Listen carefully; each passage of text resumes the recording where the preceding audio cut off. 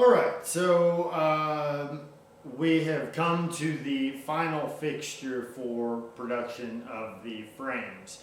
So after this, all that's left is deburring, polishing, anodizing, bending, cleaning, and assembly.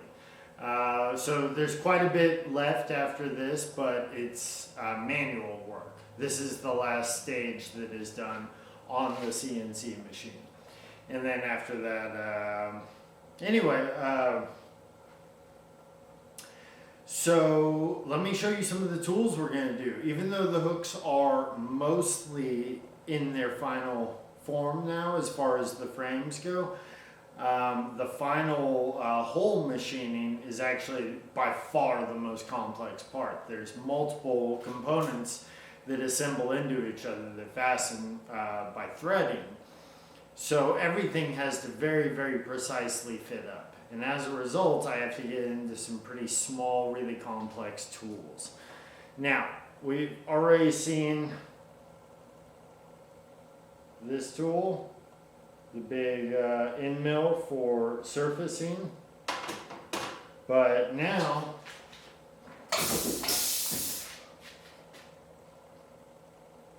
we are also using a really, really tiny end mill for machining the holes. Since I need them at a really exact size and I don't want the rough surface that a drill leaves on metal, I actually machined them with this titanium aluminum carbide end mill.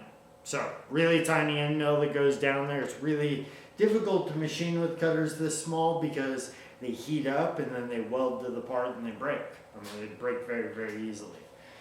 But that one is a lot more durable than this one.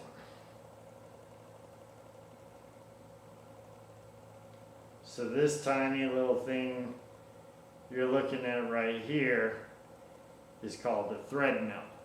And a thread mill actually goes down into the hole and does a helical interpolation while it's spinning, which cuts the thread. So I'm not actually using any taps or dies to cut these threads. Every thread is CNC machined. That way it's a very precise dimensions. Everything is exact. Everything screws in perfectly. I mean, that's what really separates a functional product from a perfect product is the things that you can't see that you have to feel. Whenever you screw it in to the frame, you feel how effortless it is and how perfectly connected these are. And that is something that's, I think overlooked with a lot of manufacturing, but whenever it comes to suspension hooks, I think it's really important because, this is going into someone's body. You need it to have a perfect connection. And you also don't want to be fussing with the hooks. Whenever you're doing a suspension, the person who's suspending, if you're throwing their hooks, you don't want them to sit there in discomfort while you mess with hooks and hope that they go together correctly. It's a big problem. I don't want anyone who buys these hooks to ever be in that conflict. I know it's something that we've all dealt with from time to time. My hooks were not always where they are today, but I have strived to make them better and better and make that an effortless process of actually throwing the hook and inserting it. So from there, we've actually got multiple chamfering processes that cut all of the corners off of the holes and make it nice and smooth. And then whenever I'm cutting those chamfers on the holes, I can cut them on the top side that's exposed, but then I still have to cut the same chamfer on the back side, and I want it to be identical. And the way that I can do that is by not flipping the part. If I were to flip the part over and then cut it, I'd introduce variance because I'm a human and humans make mistakes.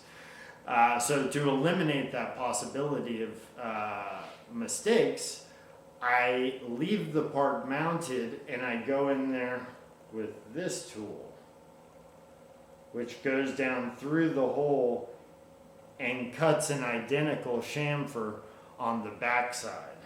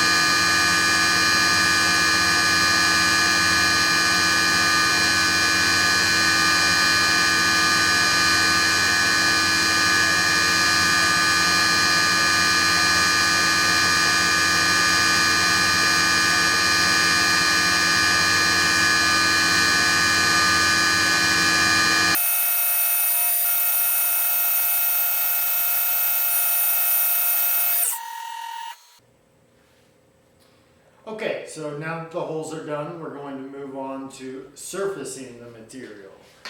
We got a really nice surface finish from the first operation. Now we need to make this rough backside look as good as this side. So for that, we're going to use that same end mill.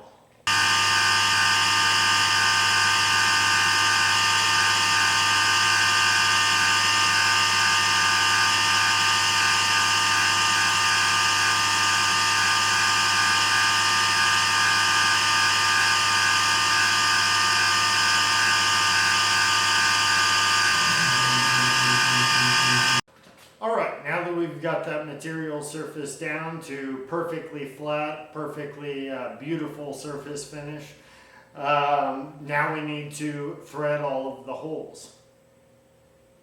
So to do that, like I said, I don't use any taps or dies or anything like that. We're going to use this tiny little thread mill. And that will do a helical interpolation to cut the threads. It does this really gently and slowly. It does multiple passes in order to remove all of the material. Because it's such a tiny tool, it'll break really easily. I actually broke like $600 of these while learning how to thread mill. So yeah, they're very delicate tools. And they're actually over $50 each. So it's wonderful now that I know how to do them because they really just don't break very often. And then immediately after it cuts the threads, this is going to go down behind and use the backside of the thread mill to just take the burr off of the backside of the threaded holes and then the pinhole where it's really, really tiny. But I need that chamfer on the backside to look just perfect and then also remove the need to manually deburr it afterward.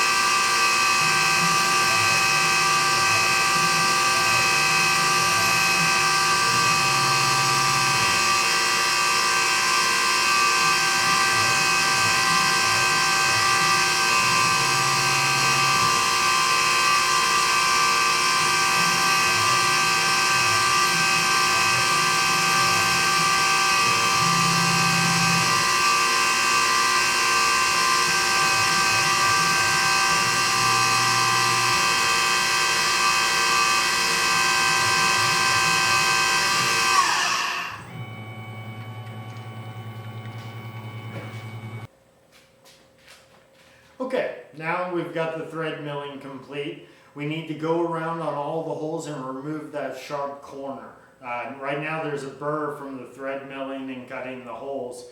So we will go down with this tool, which is a chamfer mill. It has a 90-degree taper on the end. And that will just cut off that corner and give it a really nice reflective facet. So let's go ahead and do that.